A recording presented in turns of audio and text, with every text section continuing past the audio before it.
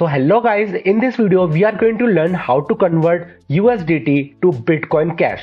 So first of all, you'll have to come on Binance.com and after that log into your account, and after that choose wallet and then choose fiat and spot.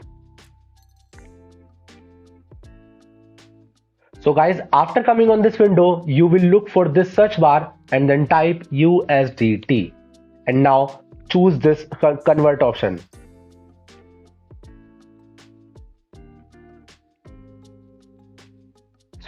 So guys, after coming on this window, you will see this option. Now click on it and now type BCH and choose the first option. Now you just have to put the amount you want to convert. Let's say I want to convert 5 USDT, then I'll type 5 and then choose the preview conversion option. So guys, it will show you how much your 5 USDT are worth in Bitcoin Cash. And if you have the sufficient funds, then you can click on this button and it will convert your USDT to Bitcoin Cash. So guys, if you find this video helpful, then please subscribe to our channel and thanks for watching.